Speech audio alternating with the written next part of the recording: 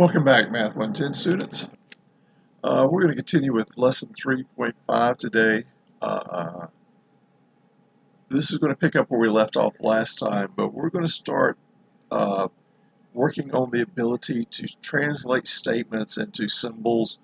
So we're going to, from the problems, build an equation or develop an equation, and then from that equation we'll be able to solve it, hopefully. So in the last few lessons, we've seen that when using algebra to model data or solve problems, it's important to recognize what can change or vary in a situation. Independent variables, dependent variables. Once you've done that, the key skill becomes writing verbal statements regarding those variable quantities and symbols.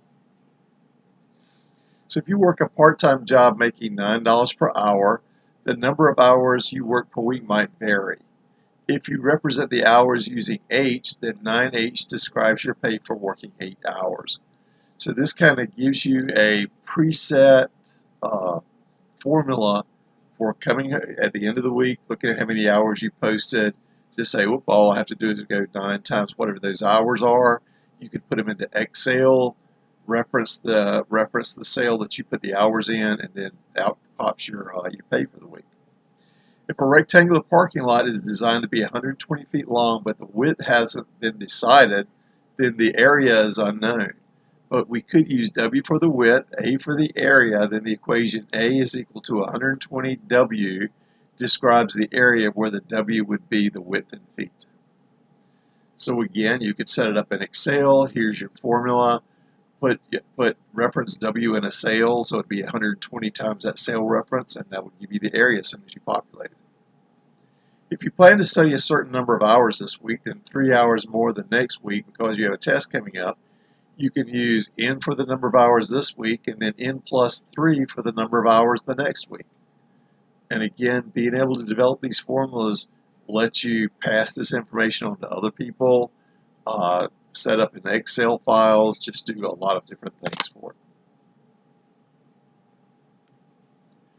So solving linear equations, that's one thing that we've been working on.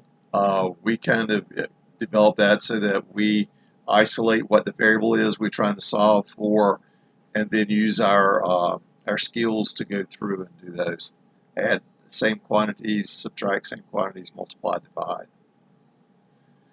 So here was the things that we did. We simplified both sides of an equation before we actually started trying to solve, and then we used the equation solving tools to isolate the variables.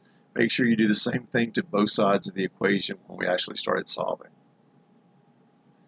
So a key skill is taking when somebody is giving you a formula, and there are just, there's millions of formulas for just about everything from every field that you work in.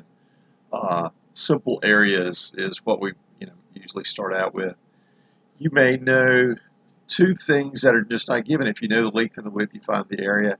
But how about if you know the area, you know the width, and you wanted to know what length to make it to give you that area, then you can solve for that L, divide both sides by W.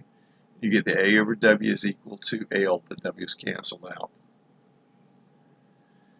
Here's one where they want to solve for T. So you've got I want to solve for T in this formula. So here's your principal plus PRT. So it's a simple interest. You start with some principal amount, and then you're making simple interest over a time period, T years. And you want to solve for those T's that would give you a certain amount in your account. Then you would simplify, basically expand that on the side. P times 1 is P. P times RT is PRT. Then you're going to subtract the P from both sides to get that dangling piece, A minus P. And then you can divide by PR on both sides to give you the T. The PR would cancel on that side. So dimensional analysis, we learned it in one way. How long will it take you to drive 130 miles if you average 48 miles an hour? Now, when it wants to know the time that it would take, instead of having 48 miles per hour, I want that hour on top. So I've got 138 miles to drive, every 48 miles is going to take an hour. So that 1 hour, 48 miles, the miles cancel. Our dimensional analysis says that we're just going to have 2.7 hours left. And we're going to look at a few more versions of that as well. Okay. So let's do some prep skills questions. I'll switch over.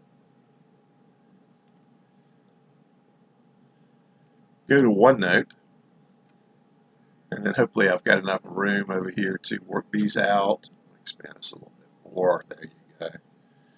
An account starts out with an initial deposit of $400 and has 30 added to it each week. Okay, so make sure I got my pen selected.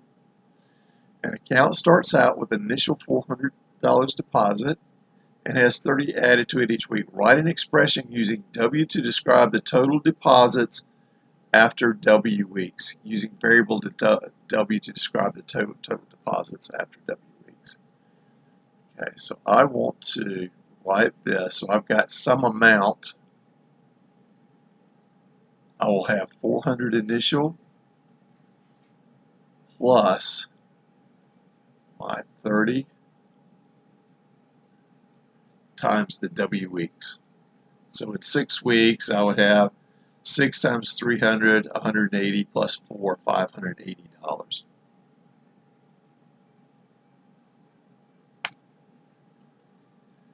So the length of a rectangular climbing wall is 8 feet more than the width.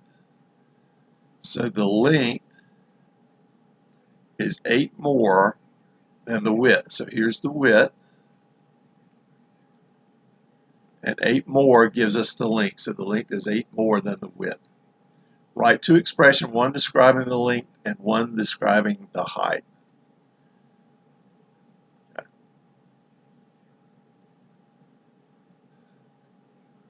So I've got here, this is what they want me to do. Here's the width. That's the width. That's the one expression. And here is the length, which is equal to W plus 8.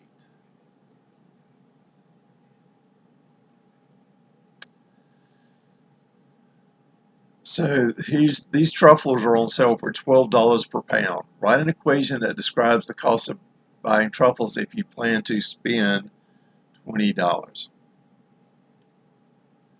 this is number 3. They're on sale for $20. I want to write an equation that describes the cost of buying truffles if you plan to spend $20. So the cost would be $12 times X pounds, and you want to know it's $12 per pound times X pounds, and I want to know when that's equal to $20.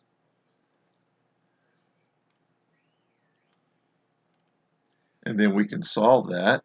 Divide both sides by 12. And that's how many, whoops. Let me scratch this out. It's 20 over 12. So that's how many pounds.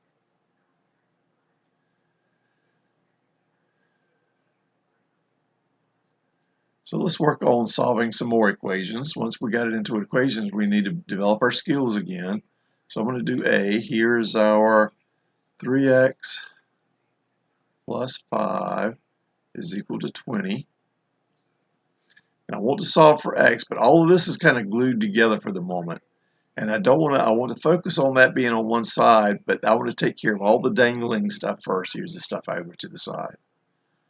So what I want to do is go over and I want to subtract 5 from both sides. So that's just basically going to be equal to 0. So I'm going to have 3x is equal to 20 minus 5. That's my 15. And then once I get this down, then as multiplication, I do division.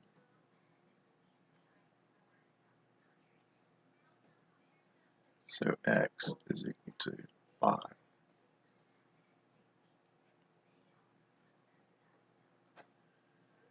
about a B?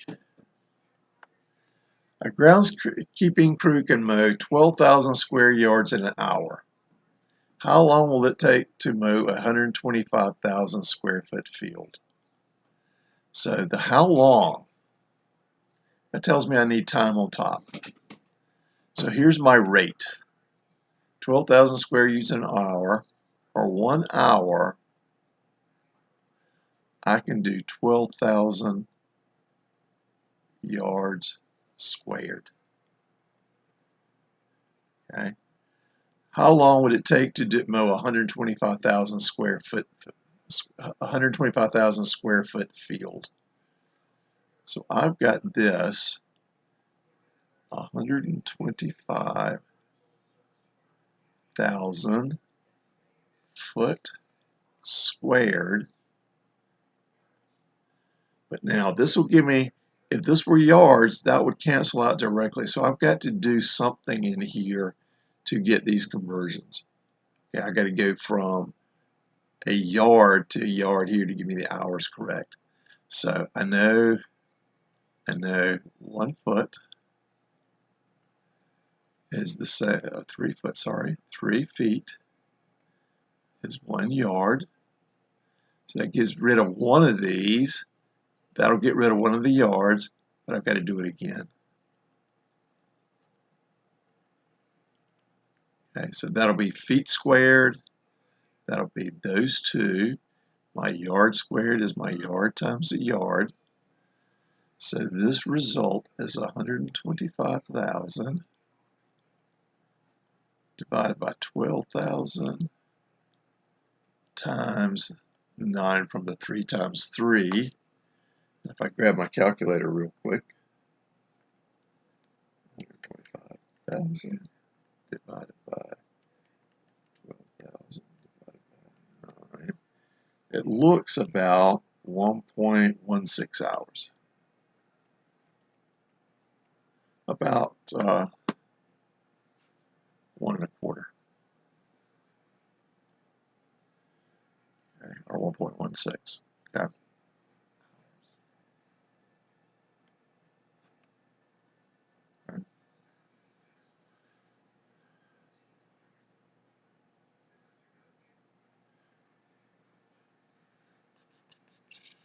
Do I need to do any more?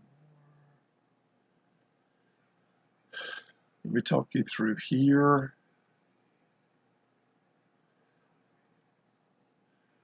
3x plus 5 is equal to 20. If I wanted to solve, I want to get rid of this 5 first. Minus 5 minus 5. So my 3x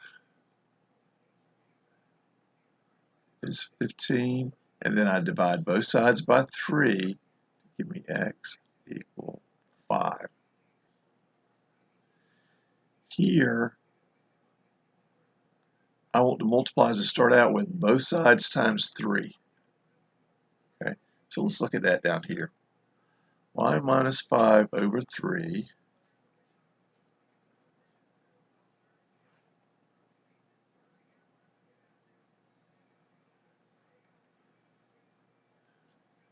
is equal to 8. So before I get started, this is really y over 3 minus 5 over 3 is equal to 8. Now I've got these fractions, and I could do it that way, but if I multiply times 3, since this is dividing everything, this is really here, that's multiplication, that cancels out like that.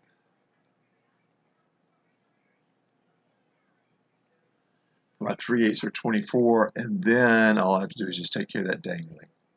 Plus 5, plus 5, that goes to 0, and I just have 29. Let's see. Here's an expression. So this is for, I've got multiple variables. I got an x, y, and a k, and I want to solve for y. Okay. So 3x plus y. 3x plus y is equal to k for which variable? For y. So I just go and I say I want to have this. There's the y. And I want some y is equal to some expression. That's what it means. So here I want to leave this alone. I want to get rid of the dangling. I don't care if this is multiplied out. I'm just going to go 3x minus 3x plus y is equal to k, and do the very same thing. I subtracted. I'm going to subtract both sides, so this goes to 0. So my y is just my k minus 3x. Okay. Here's another one. So let's take a look at this one. So this is c. I want to do z minus 2, y minus 2t, 4t. So in there. So I need to get everything isolated first. This is our letter C. So I'm going to divide out this. This is multiplication, so let's go ahead and divide that piece out with 4. So z divided by negative 2. So now both of these sides are divided by negative 2. So this would cancel. So now I'm just left with y minus 2t. This is what I'm looking for, is that t. So now I want to subtract my y. So z divided by negative 2. Negative 2 is the same thing as negative z over 2. Minus y. I subtracted y from both sides. That's what I'm left with. And now I'm going to divide all of this by negative 2. So that's t. Okay. And this is negative 2 over 1, so I'm going to flip. I'm just going to write this a little differently. Negative 1/2 times negative z over 2 minus y, just to kind of clean this up a little bit.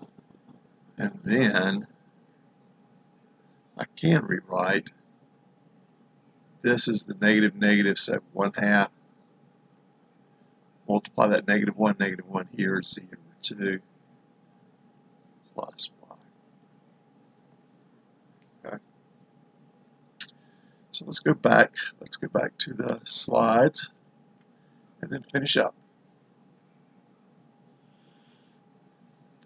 So this is basically, for the classwork, we're just going to look at that Polio's procedure and just basically go through the process of building up equations from statements.